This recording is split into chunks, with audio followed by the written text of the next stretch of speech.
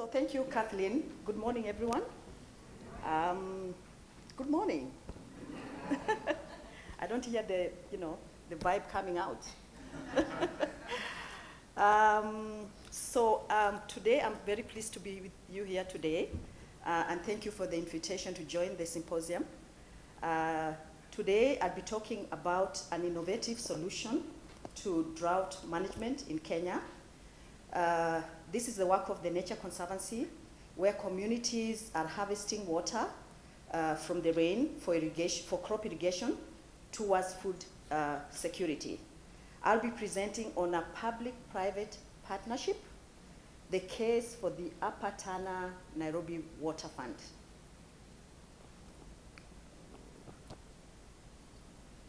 I'll begin by just introducing what TNC has done on water funds in other countries. So the blue that you see is water funds that are already in operation that TNC has facilitated in development. If you look at the map, you can see where Nairobi is. So Nairobi for Africa is the first water fund that has been developed in Africa, and it's really gaining ground. I'll be talking later where people have come to Kenya to learn from us. We have people coming from Uganda, from Zimbabwe, from Zambia, from Gabon, and we recently opened an office in Cape Town. And yesterday, I think Colleen talked about the problems that Cape Town is facing in water. And TNC in the last year has opened an office in Cape Town to help Cape Town deal with the water issues. I'll begin also by just introducing who TNC is. We are a global conservation organization. We have over 75 years in operations. We have about 1 million members plus, 600 scientists, 120 million acres conserved worldwide. We are in 72 countries and growing. And in Africa, we are 10 years in Africa. In Africa, Kenya is the regional office. So that's Africa. In Africa, the yellow bits that you see is where we work. And the green is where we have the TNC programs in Africa. Kenya has the largest program in Africa, and I'll be talking about one of those projects that we are doing in Kenya on water sustainability. We cover about 72.4 million acres. We have about 100 staff in Africa. Not in Africa, for Africa, because our communications office, our marketing office, and our fundraising office are based in the US, because that's where most of our funding comes from. 74% of those are African, based in Africa. And we have over 800 partner staff. And our current operating budget for the whole of the Africa region is about $26 million US. Kenya, having the biggest program, has the biggest budget out of that. I also just wanted to share where the TNC footprint in Kenya, because that's where we are going to focus on. So in Kenya, we have several programs, and you can see them over there. We mainly work with communities that have set aside land for conservation, communities that are interacting and living with wildlife.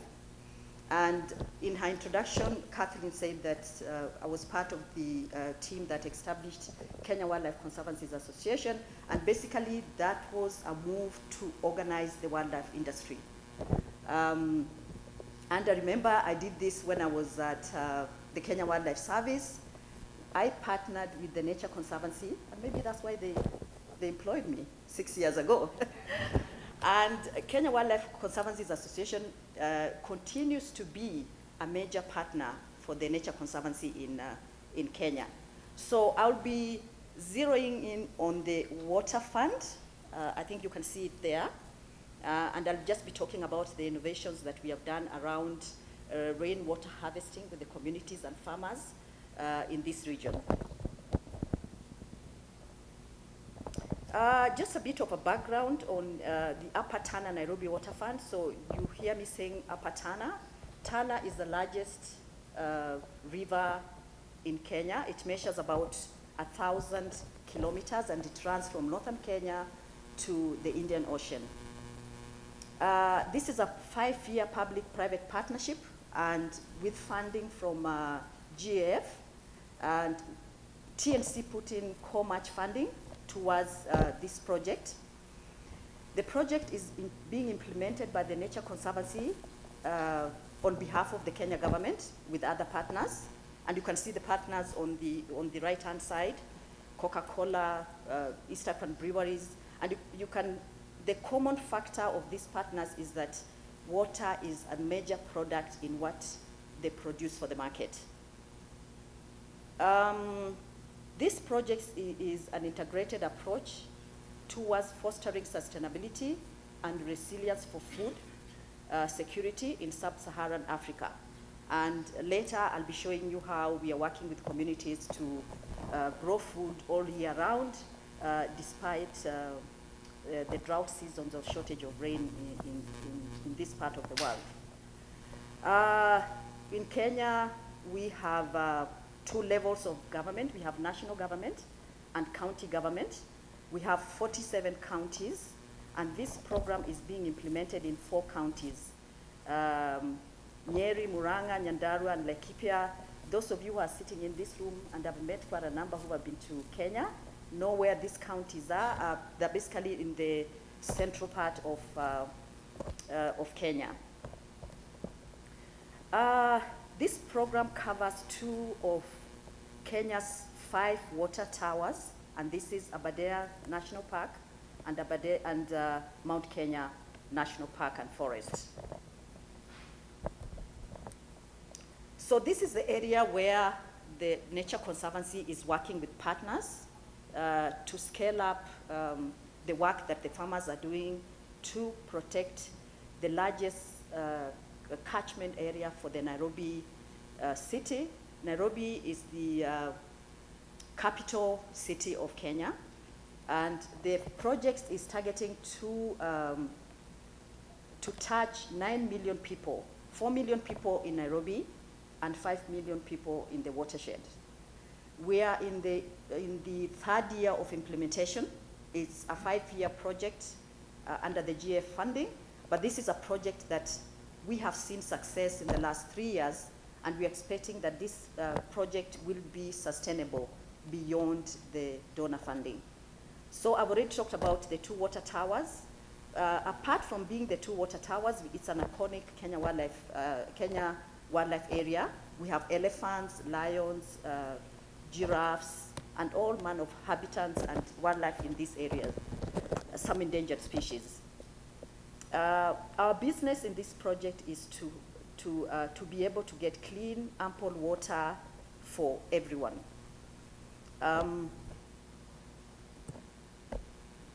So what are some of the goals for this strategy? So the question we asked ourselves, what challenge are we dealing with? So the challenge we are dealing with is that Tana, being the largest river in Kenya and provides water to millions and millions of people, it was time for us to see how we can save the extraction of water, pollution of the river. So the challenge was soil from about 300 small-scale farmers washing into the Tana River, and of course resulting in dirty water supply to Nairobi and the immediate environs, loss of farm productivity, loss of income, and expansion into wildlife areas.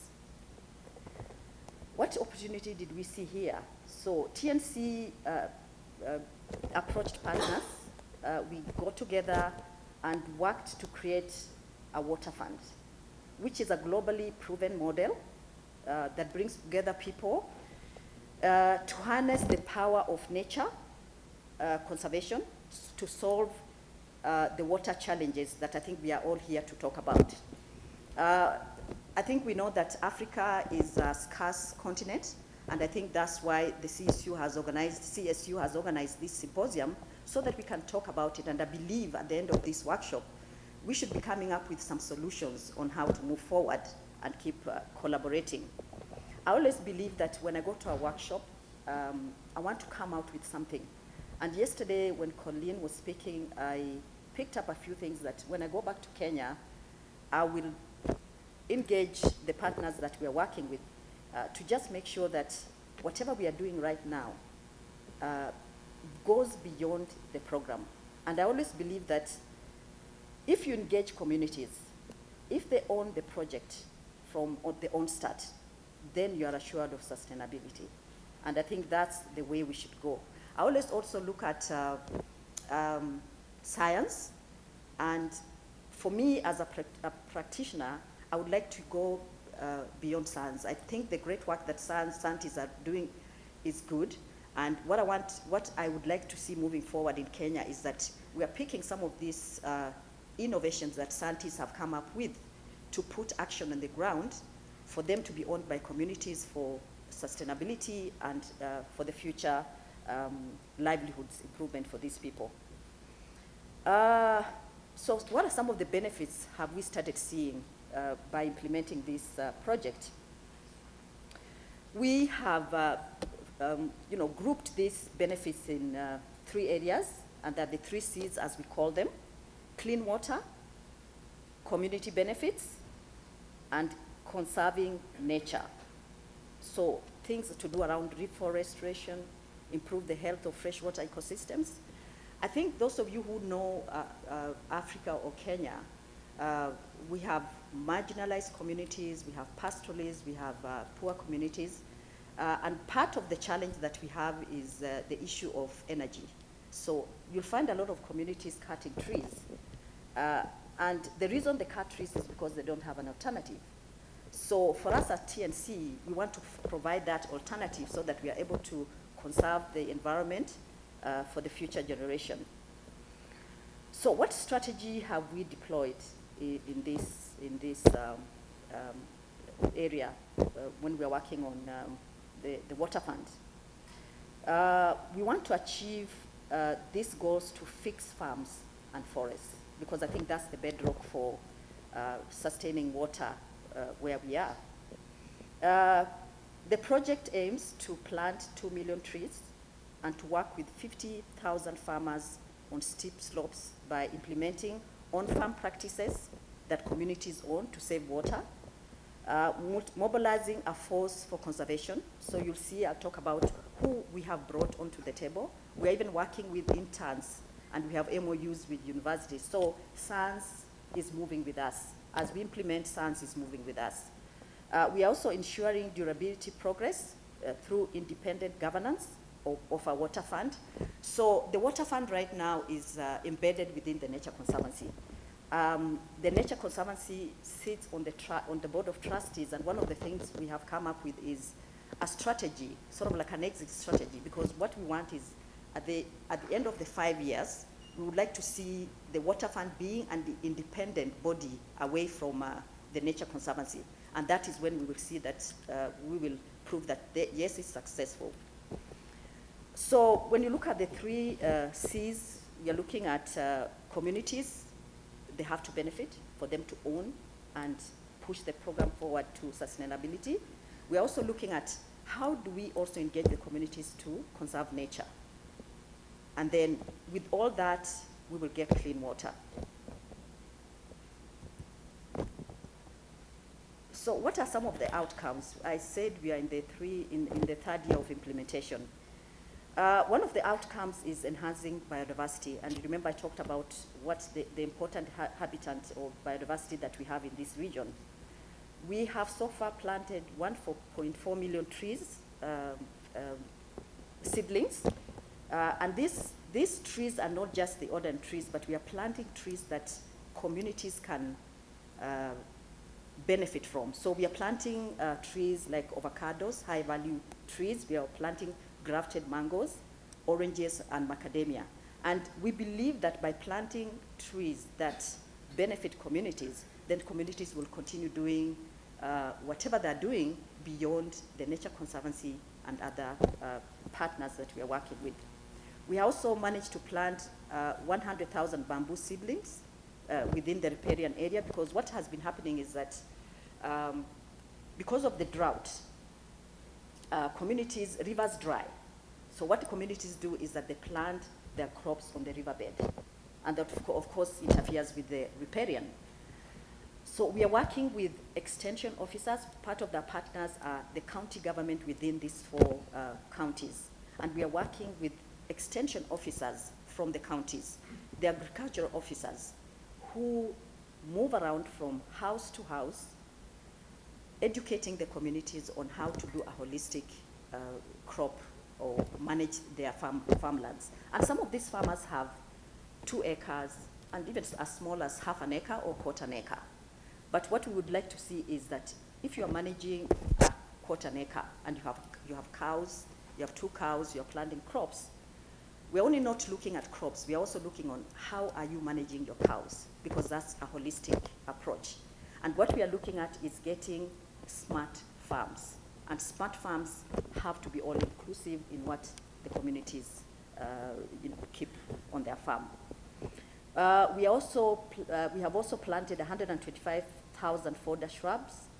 And this is all, of course, to provide crop diversity and fodder security. So some of the things that we are doing is planting napier grass to retain water on the farms and to feed the cows. The other outcome that we are looking at is that every drop counts.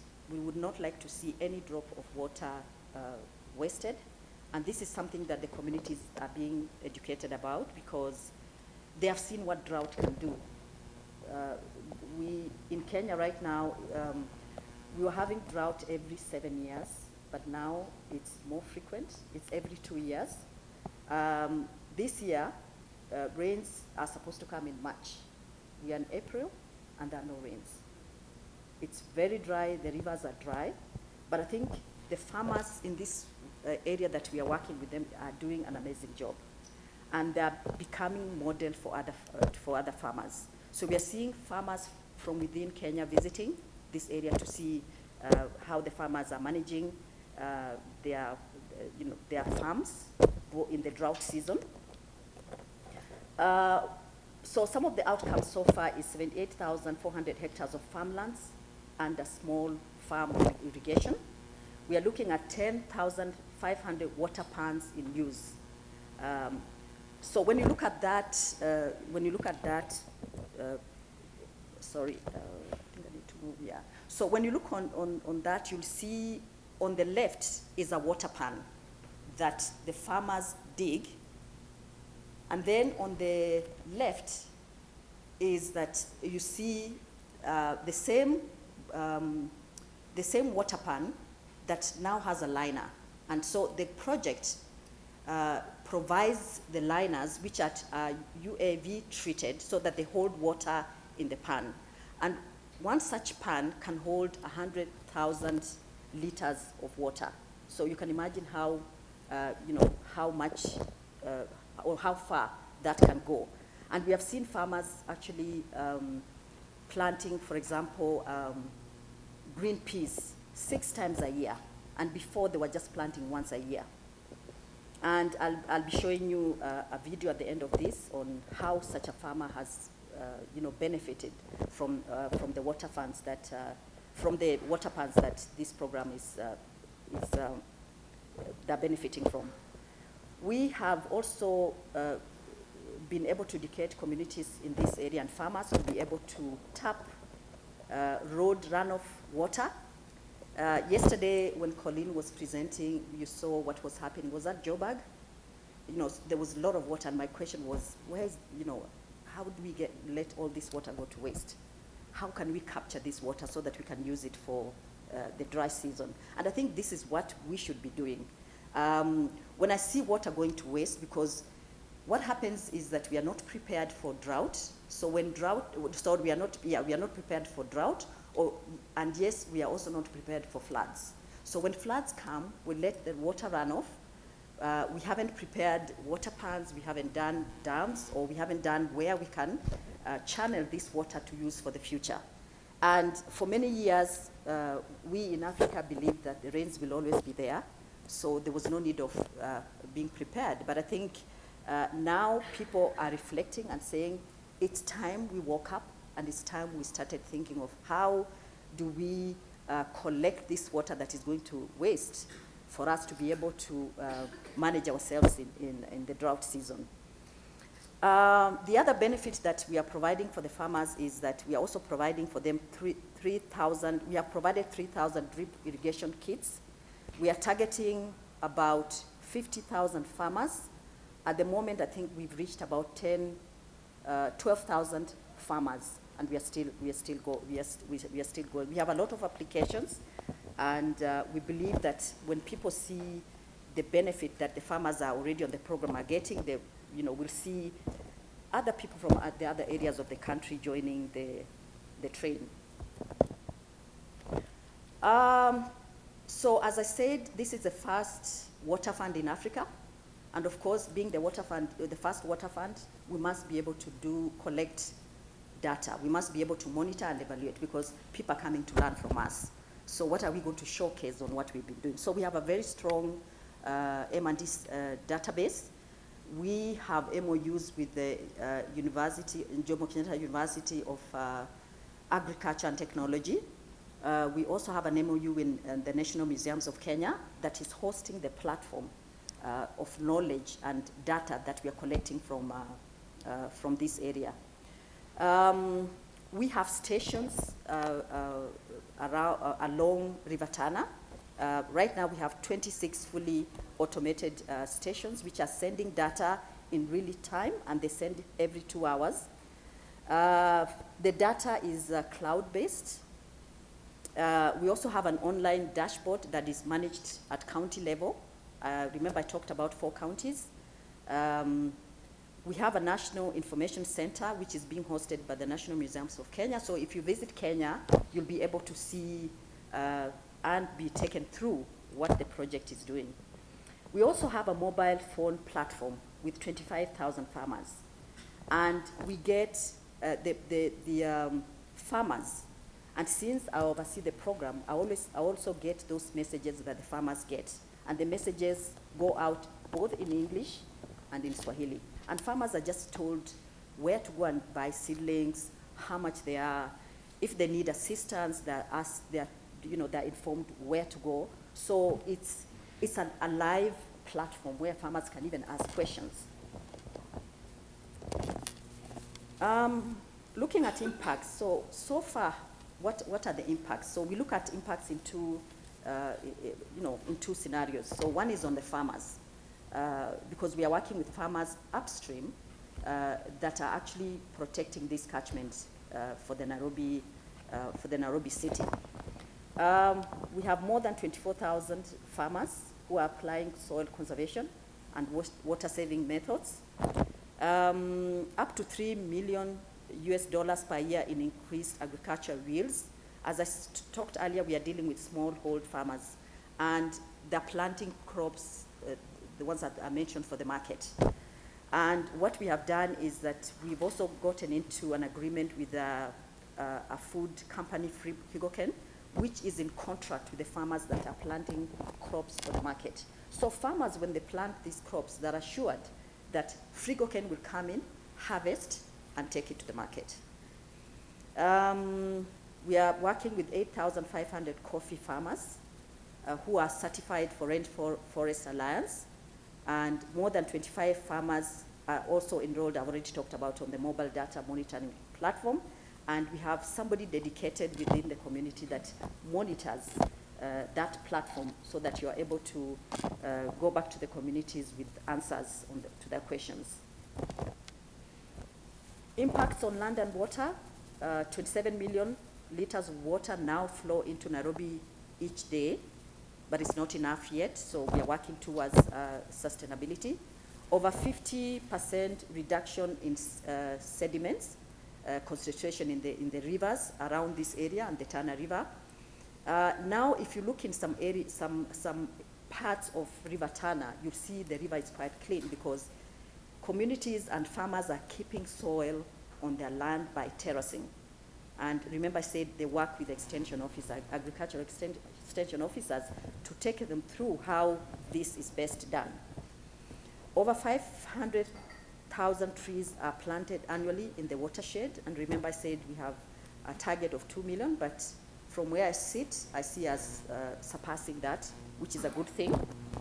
And 196,000 acres of land are under sustainable management.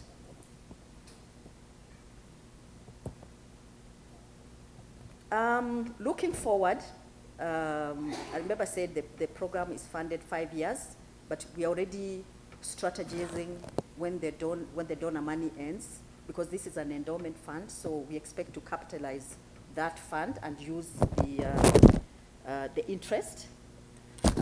So you don't use the principal, but you use the interest. So we are looking at, by 2025, 30% drop in water supply interruptions caused by sediments spikes. We are looking at 18% less sediment in Masiga Reservoir. This is a dam that provides water to Nairobi. So we are looking at less sediment in the dam. 15% more water supply in dry season in the rivers. When you compare this area with other areas in Kenya, and last week, no, the week before, 2 weeks before I came, I visited the Masai Mara. I think Robin Reed knows Masai Mara very well. I was in Amboseli, very dry, and they're already thinking of how can they start tapping water because the rivers are dry.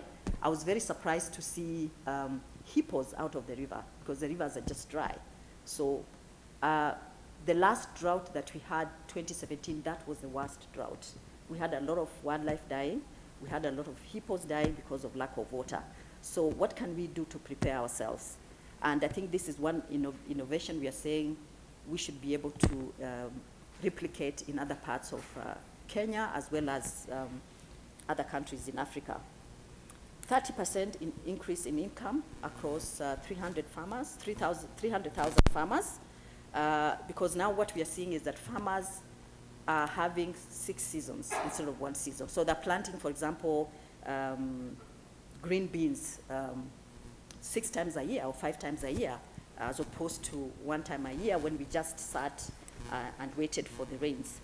1.6 million tons of carbon is being saved, and we are working with the experts within the Nature Conservancy. We have a pool of sandstits to see how communities can also start benefiting from soil carbon. When I talk about scaling up sustainability, and the way we are doing it is that it's a multi-sector platform. It's a public-private partnership.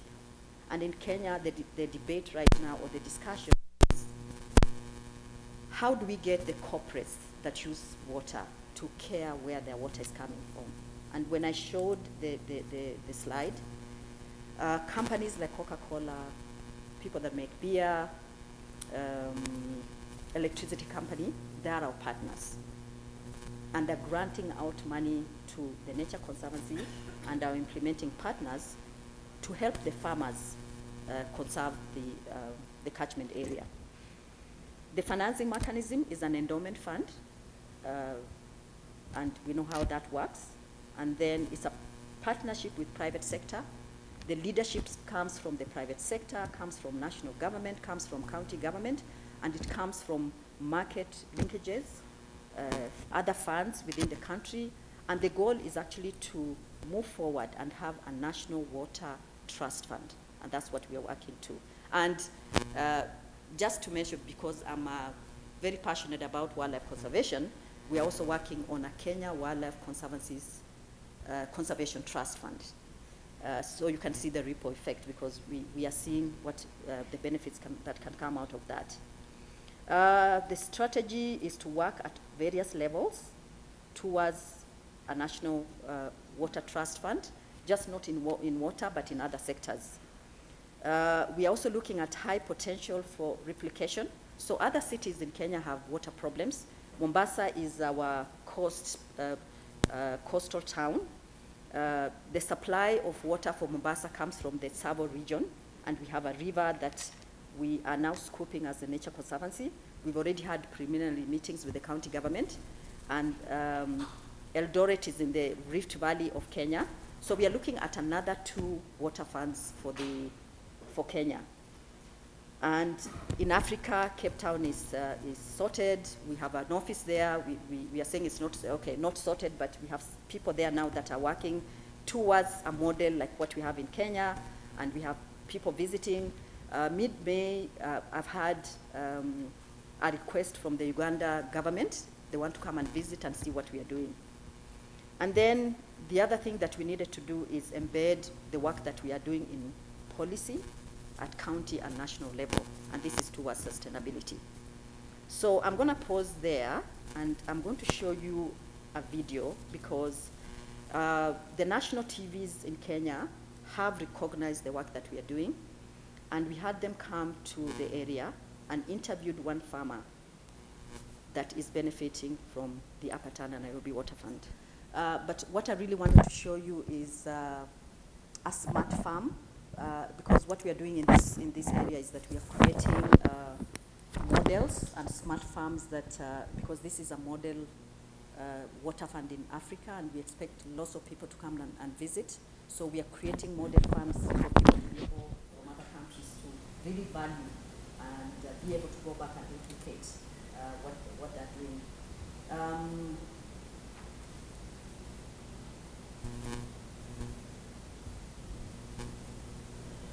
So I just want to leave, as I end the presentation, I want to leave you with this quote, and the quote is from me. So what drives me, every time I leave home in the morning, I ask myself, what drives me every day when I go to work? And when you look at that smile of this lady, she's called Jane. She's one of the proud farmers that has a smart farm. So what drives me are the smiles and satisfaction I see on the faces of communities and farmers like Jane, whose livelihoods have been improved. They own the innovations that they're doing now, and therefore, I'm happy and pleased that there will be sustainability owned by the farmers and not by TSC. And I'm assured that I can go home back in the evening and sleep in peace. Thank you.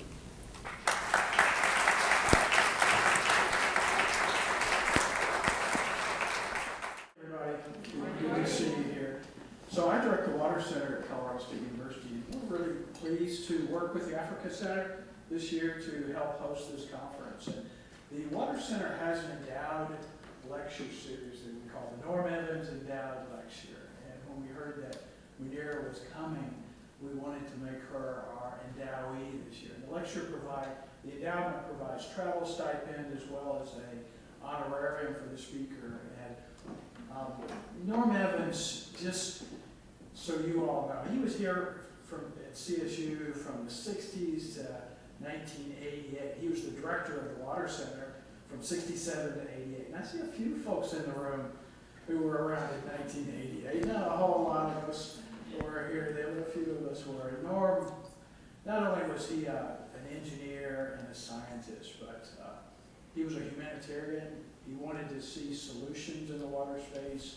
He wanted to see good governance and management. And so to me, this is a real honor to award this to somebody. We do it once a year, award somebody as our Norm Evans Endowed Lecture. I think, Munira, the solutions that you are putting forward, the work that you're doing, as well as your lecture, mine this year, a video, sorry about that, very worthy, and we're pleased. We have the check's in the mail. That's all right. I don't have the check with me, but just a little memento shaped like a water drop, saying, Munira, Bashir, Colorado State University, Norm Evans Endowed Speaker, April 2019. Please again join me and thank you, Munira, for